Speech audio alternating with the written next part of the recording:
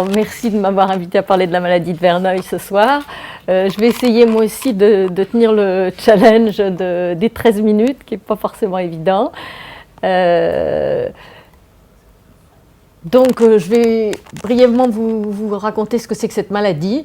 C'est une maladie qui est donc connue depuis 1854, qui a été décrite pour la première fois par monsieur Aristide Verneuil, que vous voyez là, et qui a donné le nom à la maladie. Mais elle est aussi appelée hydradénite suppurée ou hydrodénite suppurée dans la littérature. C'est une maladie qui est très simple de diagnostic et qui ne pose absolument aucun problème à ce niveau-là, puisqu'il s'agit de furoncles et d'abcès à répétition dans les plis des aisselles, les plis de l'aine, les fesses, le pli anal et de temps en temps les seins. Donc on est étonné de voir qu'il y a un tel retard diagnostique à cette maladie, puisqu'il y a volontiers 15 ans, 17 ans d'évolution avant que le diagnostic soit fait chez ces patients qui sont pourtant très handicapés. Alors pourquoi s'y intéresser ? D'abord parce qu'elle est handicapante, et deuxièmement parce que vous voyez, c'est une maladie fréquente. 1%, c'est autant que des psoriasis et des eczémas dans la population. Une autre cause d'intérêt, c'est une maladie qui évolue toute une partie de la vie. Elle commence ou à la puberté ou chez l'adulte jeune, autour de 22 ans, et elle va continuer d'évoluer pendant pas mal d'années. Alors, dans l'état actuel des choses, cette maladie qui n'a aucun traitement médical est considérée comme une maladie inflammatoire. Pourquoi ? Parce que quand on a fait des cultures, dans la moitié des cas, elles sont stériles, et dans l'autre moitié, on trouve des germes totalement variables et qui ont l'air d'être des germes de la flore commensale. Donc, on en a conclu que c'était une contamination, d'autant que quand on mettait des antibiotiques, puisqu'on n'avait pas de germes a priori retrouvés systématiquement, on les mettait au hasard, et on n'avait aucune efficacité. Donc l'état actuel des lieux, c'est que cette maladie, la seule solution qu'on a pour être vraiment définitif, c'est de faire des grandes exérèses larges, qui sont assez mutilantes et que les patients acceptent au bout de 15-25 ans d'évolution avec ces abcès qui fistulisent et qui font des poussées très inflammatoires.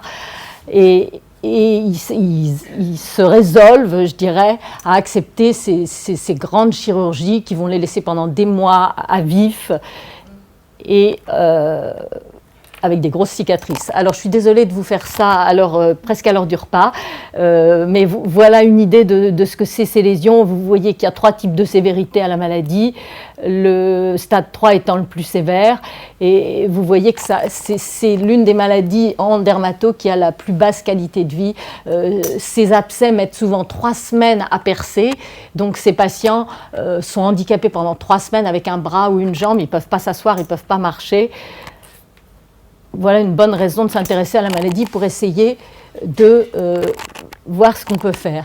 Alors, ce qui s'est passé en ce qui nous concerne, c'est qu'on a eu en 2007 une conjonction d'arguments, il y en avait 14 à l'époque, qui nous faisaient dire c'est pas cohérent. On dit que c'est une maladie inflammatoire et on n'a pas de solution, mais en fait on avait 14 arguments qui allaient dans le sens de dire mais est-ce qu'il n'y a pas une composante infectieuse qu'on aurait loupée ?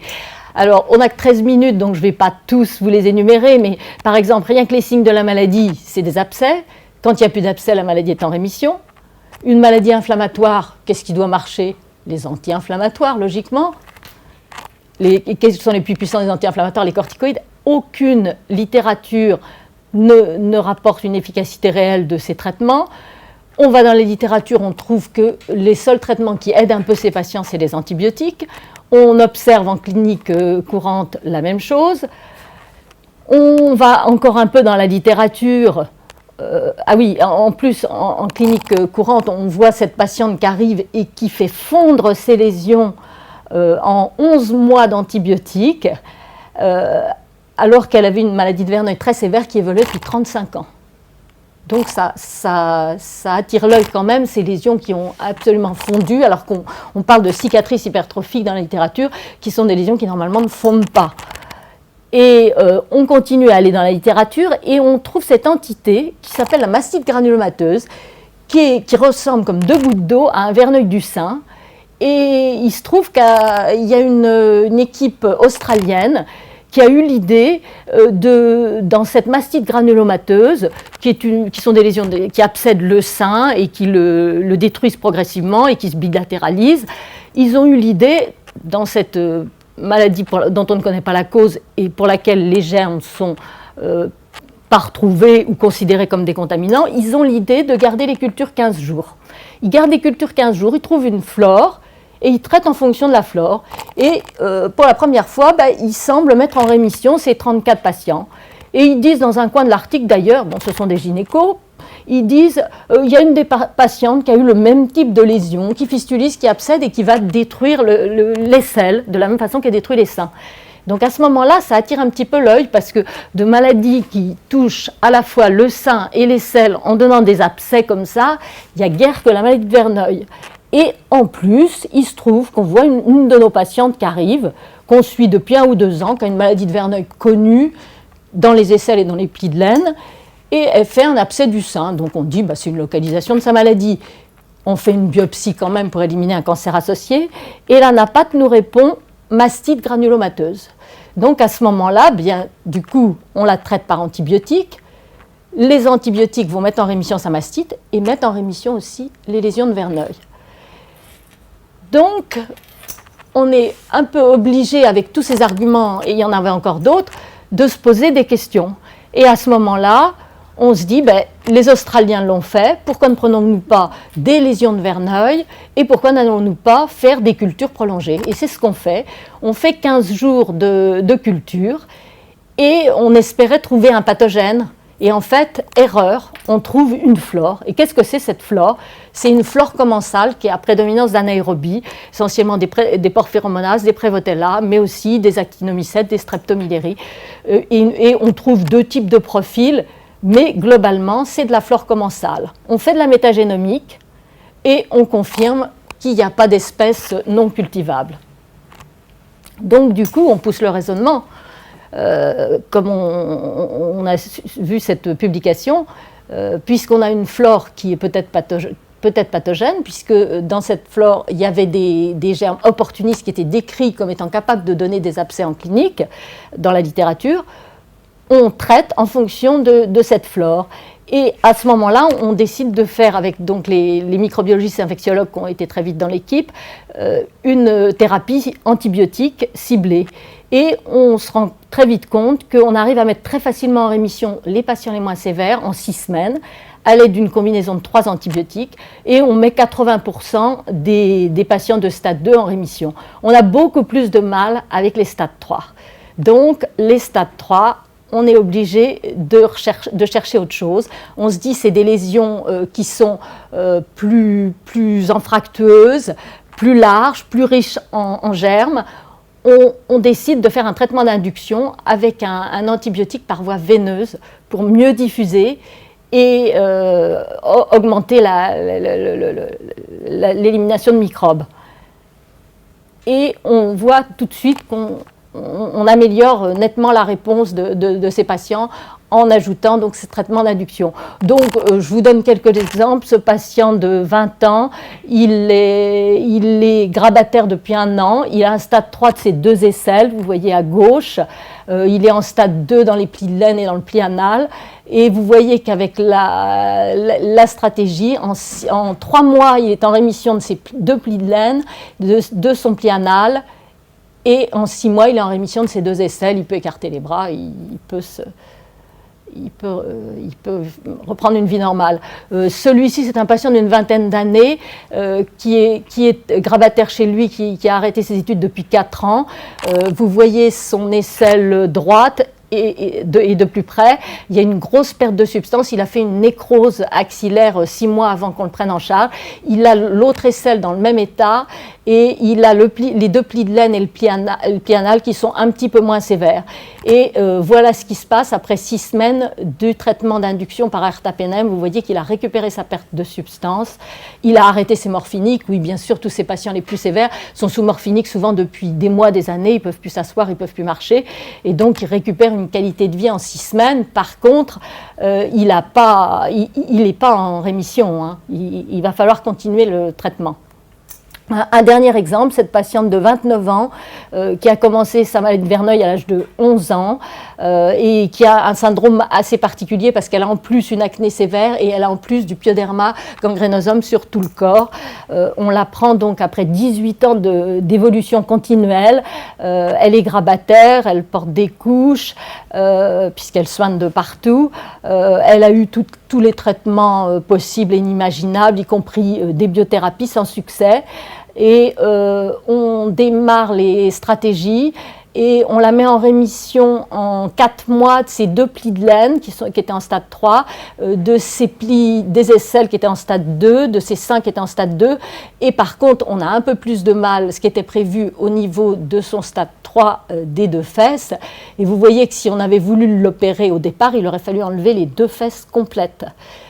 Mais grâce aux stratégies, on arrive à diminuer la taille des lésions et à rendre ces patients opérables. La plupart des stades 3 ont absolument besoin de chirurgie, mais on les rend opérables alors qu'ils étaient inopérables au départ. Et donc, en 3 ans, on a fait 3 chirurgies sur les fesses et une chirurgie sur les plis de laine. Et elle est en rémission. Elle a quitté ses parents, elle a quitté ses couches, elle a fait une formation alors qu'elle n'avait pas pu faire d'études, elle avait quitté l'école et elle a un job. Bon, alors bien entendu, ces patients gardent un déficit de l'immunité, donc il leur faut ensuite un traitement d'entretien. Donc là, tout ça, c'est bien entendu encore expérimental. On a beaucoup à démontrer par des essais bien contrôlés, randomisés, que c'est l'efficacité de ces traitements. Mais d'emblée, ça pose quand même une question. Est-ce que cette maladie inflammatoire pour laquelle on n'a aucune solution, est-ce qu'il ne faut pas remplacer le dogme maladie inflammatoire par le dogme maladie avec un autre mécanisme? Et le mécanisme, ce serait: est-ce que cette maladie n'est pas un déficit de l'immunité locale vis-à-vis de la flore commensale?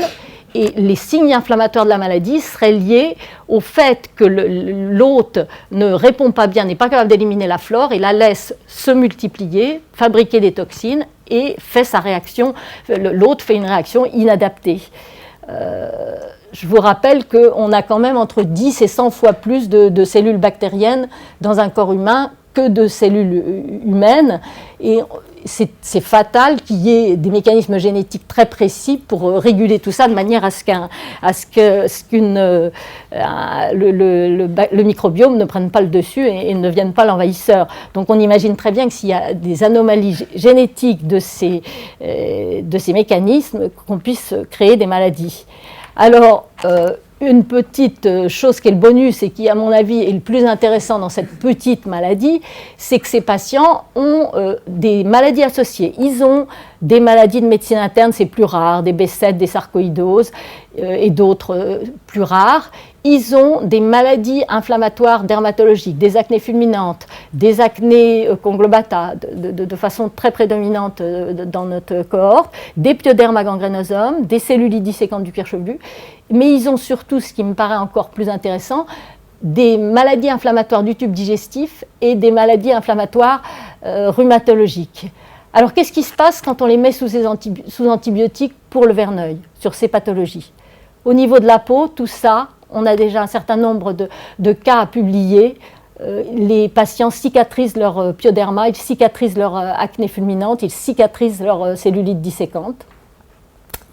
Alors, pour le Crohn, la plupart des Crohn qu'on prend en charge sont sous biothérapie, donc ils sont en rémission. Mais on a eu quelques patients Crohn qui n'étaient pas traités, et on a eu la surprise de voir une grosse amélioration du Crohn sous nos traitements, alors que nous, on ne s'occupait que du verneuil.